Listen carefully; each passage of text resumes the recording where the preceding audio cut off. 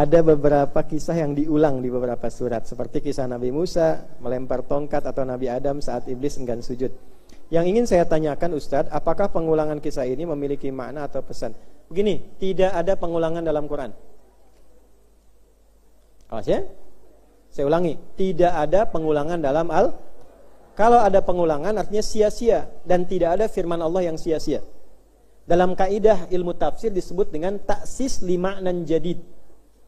Kalau ada kalimat yang seperti mirip, kalimat itu kelihatannya diulang karena seperti mirip, padahal itu berbicara tentang makna yang baru yang melengkapi makna sebelumnya dan beda dengan yang sebelumnya. Ya. Misal saya ambil contoh begini.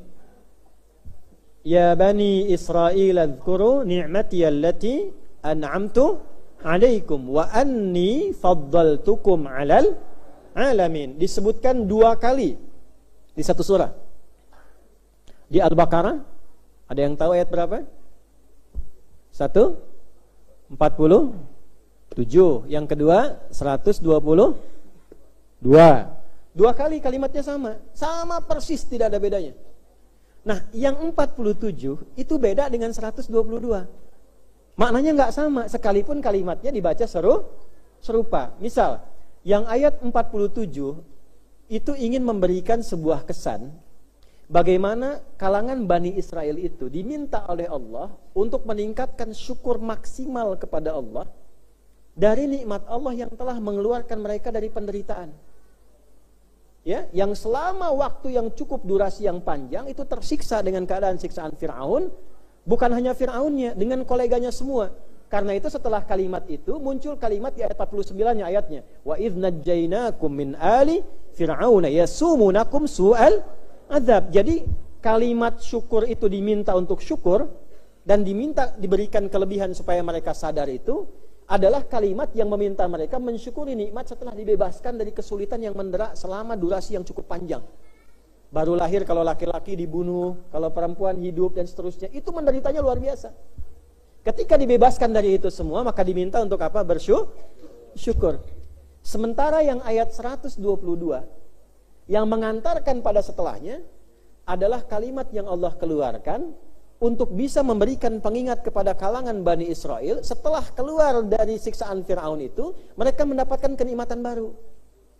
Ada nabi-nabi, ada kenikmatan manna wassalwa, ada kenikmatan mendapat kerajaan di era Nabi Daud, era Nabi Sulaiman, kemudian dijanjikan akan ada nabi terakhir penutup, Nabi Muhammad SAW, sehingga mereka diberi cirinya. Itu orang Yahudi itu dapat cirinya. Nanti viral disebutkan ketika masuk juz 2 itu, jelas Allah sampaikan, alladzina atainahumul kitaba ya'rifunahu kama ya'rifuna abna'ahum wa inna fariqan minhum la yaqtumuna al-haqqa wa hum ya'lamun. 146 Al-Baqarah 146 sampai detil. Ini mereka itu saking taunya ciri Nabi Muhammad sampai bisa mengetahui Nabi Muhammad lebih daripada anaknya sendiri. Bapak ibu yang bawa anak bisa ketukar nggak dengan anak orang lain? Mas bawa anak kan, nggak mungkin pulangkan dengan anak orang kan? Karena tahu tandanya. Orang Yahudi itu tahu tanda Nabi Muhammad melebihi kenal terhadap anaknya sendiri. Maka turunlah kemudian perintah dari Allah untuk mensyukuri semua nikmat pasca dikejar Fir'aun itu. Ada periode pergantian nabi-nabi sampai dikenalkan nanti ke Nabi Muhammad yang membawa risalah seperti kakek moyang mereka Ibrahim. Walaupun lahirnya nanti dari keturunannya Ismail, tapi sebapak dengan kamu di Ibrahim, tandanya begini.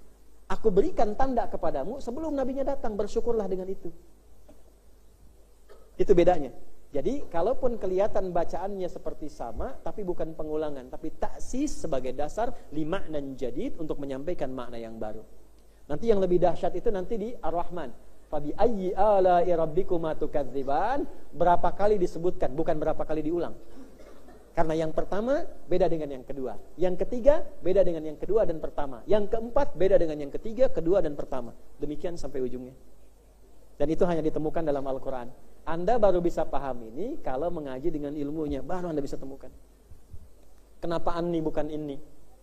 Wa anni faddaltukum 'alal 'alamin. Kenapa bukan inni? Apa bedanya? Kalau inni dia abadi. Kalau anni itu dulu. Dulu Yahudi pernah diberikan kelebihan dibanding yang lain. Dari nabinya, dari kenyamanannya, dari kenikmatannya, dari akalnya dulu. Sekarang dibuat standar oleh Allah. Jadi kalau mereka pintar bukan karena Yahudinya. Karena apa? Karena tekanannya, karena mau usahanya, karena tertekan keluar, kemudian effortnya maksimal. Makanya butuh tekanan itu. Hidup itu butuh tekanan. Tekanan itulah ujian. Makanya berbahagialah ketika diuji, karena Allah ingin mengeluarkan potensi terbaik kita. Sebab kalau nggak ada ujian, itu yang terbaik nggak keluar. Anda gimana taunya lulus kalau nggak diuji? Gimana taunya punya ilmu kalau nggak diuji? Gimana taunya ibu sabar kalau tidak ada masalah?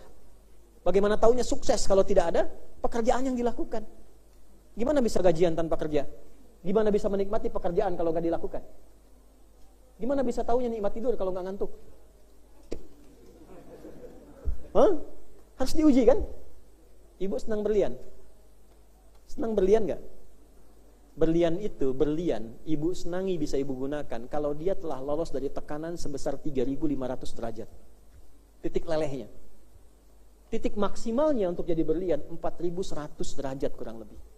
Baru ditekan jadi berlian. Jadi kalau ibu ingin tampil seperti berlian, tidak siap menghadapi tekanan. Saya nggak teruskan lah. Jadi berbahagialah kalau sedang punya masalah ya. Sama, bukan berarti saya tak punya masalah. Ustadz juga sama. Ini masalah ibu, ini dia ada di sini. Apa kaitan saya dengan ibu sehingga saya harus mikirkan masalah ibu, gitu kan?